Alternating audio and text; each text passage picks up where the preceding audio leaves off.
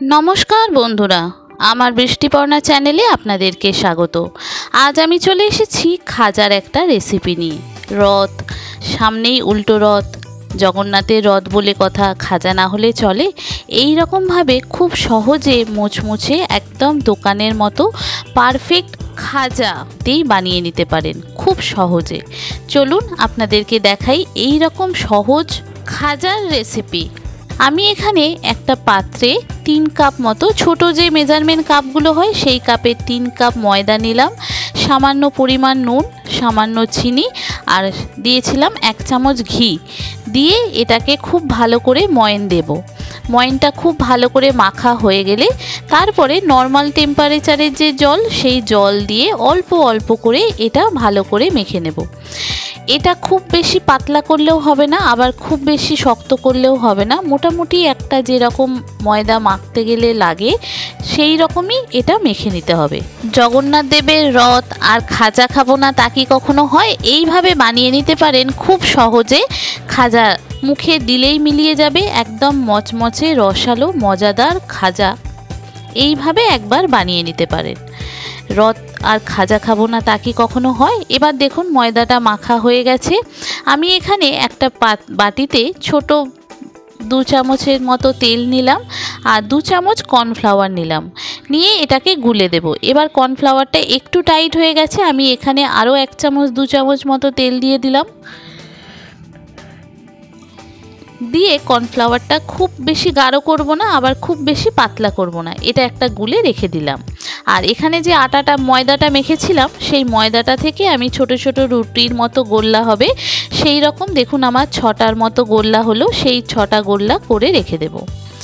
এবার এখানে আমি কি করব, এই 6টা যে গোল্লা করলাম সেগুলো ময়দা দিয়ে রুটির মতো বেলে নেব। চেষ্টা করবেন যে সবকটা রুটি যেন একই মাপের হয়। তো এইভাবে সবকটা রুটি আমি বেলে নিলাম। বন্ধুরা, রেসিপিটি যদি ভালো লাগে তাহলে আমার চ্যানেল বৃষ্টিপর্ণাকে অবশ্যই সাবস্ক্রাইব ও ফলো করে দেবেন আর পাশে থাকার বেল আইকনটি অন করে দেবেন। তাহলে ভিডিও আপলোডের সাথে সাথেই আপনাদের কাছে নোটিফিকেশান চলে যাবে ভিডিও আপলোডের। কেমন হলো রেসিপিটি অবশ্যই পুরো ভিডিওটি দেখে জানাবেন, ভালো লাগলে একটা লাইক ও শেয়ার করে দেবেন। এবার সবকটা রুটি বেলা হয়ে গেছে। আমি এখানে যে রুটিটা নিয়েছি, একটা রুটির মধ্যে কর্নফ্লাওয়ার গুলে যে রাখলাম তেলের সঙ্গে সেটা মাখালাম, মাখিয়ে উপরে আর একটা রুটি দিয়ে দেব। এইভাবে আমি 6টা রুটি পরপর এই কর্নফ্লাওয়ার মাখিয়ে তারপরে উপরে খুব আর একটা করে রুটি দিয়ে দেব, দিয়ে এটা একটু হাতের সাহায্যে চ্যাপটা করে দেব।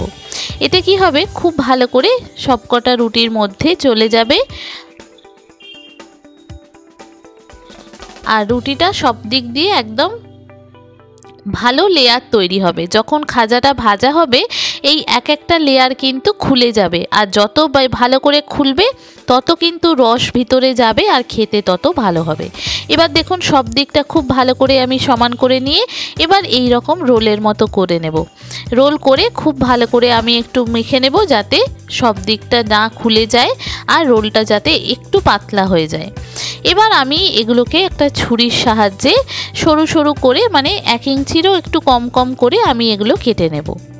কেটে তারপরে দেখুন সবকটা আগে কেটে নিই।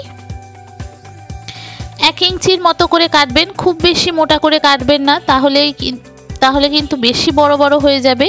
এই 1 ইঞ্চি মতো করে কাটলেই এটা কিন্তু অনেক বড় হয়ে যায়। দেখুন সবকটা কতগুলো হয়ে গেল, এই ছোট মেজারমেন্ট কাপে 3 কাপ ময়দাতে কতটাগুলো হয়ে গেল। এবার এগুলোকে সব তুলে তুলে আমি এক সাইডে রেখে দেব। এই দেখুন সবকটা তুলে রেখে দিলাম। এবার এই একটা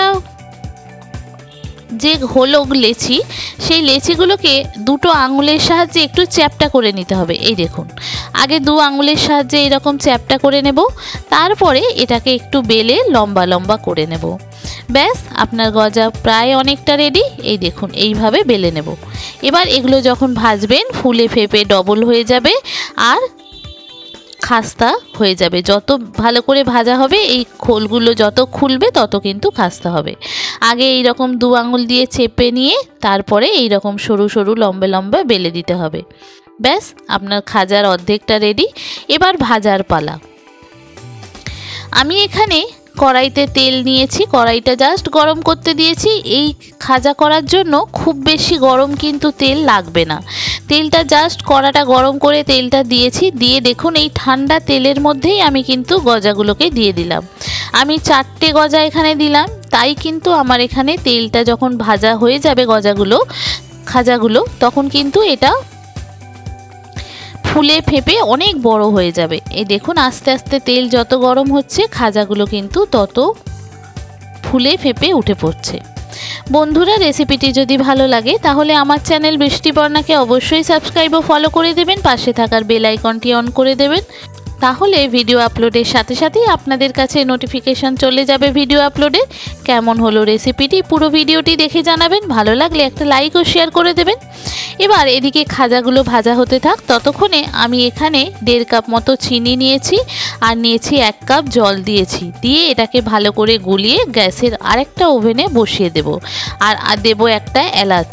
ব্যাস, এবার এগুলো আস্তে আস্তে যত ভালো করে ভাজা হবে তত কিন্তু আমার ওখানে রসটা গাঢ় গাঢ় হবে। এখানে রসটা যত ভালো করে গাঢ় হবে তত কিন্তু এই খাজার মধ্যে রসগুলো যাবে। আর এখানে ভাজা হচ্ছে দেখেছেন, আস্তে আস্তে লেয়ারগুলো কি সুন্দর খুলে যাচ্ছে। এটাকে বেশি এখন নাড়াচাড়া করা যাবে না। যখন দেখবেন এক পিঠ খুব ভালো করে ভাজা হয়ে গেছে, শক্ত হয়ে গেছে, তখন হালকা করে উল্টে দিতে হবে। এটা কিন্তু এখনও নরম আছে, এখনও সেইভাবে শক্ত হয়নি। এটা যখন দেখবেন একটু লাল লাল ভাব আসছে তখন এটা শক্ত হতে থাকছে, না হলে কিন্তু এটা নরমই থাকবে। এবার দেখুন আমি এখানে খুব আস্তে আস্তে উল্টে দিচ্ছি, আস্তে আস্তে দেখুন লাল লাল মতো রং আসছে। এটা কিন্তু পুরো লাল হয়ে যাবে, ততক্ষণ কিন্তু এটা ভাজতে হবে। গ্যাসের ফ্লেমটা একদম বাড়াবেন না, এটা একদম লো ফ্লেমেইতেই হবে। এইভাবে আমি উল্টে পাল্টে একদম লাল লাল করে ভেজে নিয়েছিলাম। এই খাজাগুলো হয়ে গেলে, এটা ভাজা হয়ে গেলে গ্যাসটা আবার বন্ধ করে দেবেন। বন্ধ করে দিলে তেলটা দেখবেন ঠান্ডা হয়ে গেছে, তারপর কিন্তু আবার খাজাগুলো দেবেন। আর এখানে দেখুন রস কিন্তু আমার ফুটে গেছে। এবার খাজাগুলো যে ভাজা হয়ে গেছে ওখান থেকে তুলে নিয়ে আমি এই রসের মধ্যে দিয়ে দেব। দিয়ে এই 5 থেকে 7 মিনিট মতো একটু এপাশ ওপাশ নাড়াচাড়া করতে করতে দেখবেন আস্তে আস্তে রসগুলো টেনে নিচ্ছে এই খাজার মধ্যে। এবার এদিকে কড়াইতে আমি আবার তেলটা ঠান্ডা করে আবার বেশ কিছুটা খাজা ওখানে দিয়ে দিলাম, ভাজা হচ্ছে। ততক্ষণে দেখুন এখানে এগুলো রসে টেনে নিয়েছে। কতটা সুন্দর দেখতে লাগছে দেখেছেন? দারুণ সুন্দর দেখতে, যেমন মুচমুচে রসালো, আর খেতে মুখে দিলেই মিলিয়ে যাবে, এত সুন্দর স্বাদ হয়েছিল। এবার পরেরগুলোও সেমভাবে আমি এরকমভাবে ভেজে রসের মধ্যে ডুবিয়ে নেব। তারপরে এগুলো পরিবেশন করার পালা। রথ আর খাজা খাবো না তা কি কখনো হয়? জগন্নাথ দেবের মেন প্রসাদই হচ্ছে খাজা। এই রকম যদি আপনি একদম ঠাকুরের ভোগের থালাতে করেন তাহলে কিন্তু এটা ঠাকুরকে ভোগ নিবেদনও করতে পারেন। আমি এটা রোজের কড়াইতে করেছিলাম, সেটা আপনাদের সঙ্গে শেয়ার করলাম। কেউ যদি মনে করেন যে ঠাকুরকে ভোগ নিবেদন করবেন, তাহলে ঠাকুরের যে বাসন কোসন আছে তাতে করলেই কিন্তু এটা হয়ে যাবে। আপনাদেরকে সামনে থেকে দেখাই, দেখুন কতটা সুন্দর হয়েছে। এত সুন্দর দেখতে হয়েছে, খেতে অপূর্ব স্বাদের হয়েছিল এই রকম খাজা। আগে না খেয়ে থাকলে একবার ট্রাই করতে পারতেন। লেয়ারগুলো দেখেছেন কত সুন্দর খুলেছে। এই রকম লেয়ার একদম মুখে দিলেই মিলিয়ে যাবে, অসম্ভব সুন্দর স্বাদ হয়েছিল আর খুব সহজে হয়ে যায়। এইভাবে একবার ট্রাই করতে পারেন জগন্নাথ দেবের প্রসাদ খাজা। কেমন লাগলো পুরোটা দেখে জানাবেন, ভালো লাগলে একটা লাইক ও শেয়ার করে দেবেন। নতুন যারা দেখছেন আমার চ্যানেল বৃষ্টিপর্ণা অবশ্যই সাবস্ক্রাইব ও ফলো করে পাশে থাকবেন। ইউটিউব থেকে দেখলে সাবস্ক্রাইব করে দেবেন, আর যদি ফেসবুক ইনস্টাগ্রাম থেকে দেখেন তাহলে ফলো করে দেবেন। সবাই ভালো থাকবেন, সুস্থ থাকবেন, সাবধানে থাকবেন। দেখা হবে পরের ভিডিওতে। আজকের মতো এখানেই টাটা। থ্যাংক ইউ বন্ধুরা।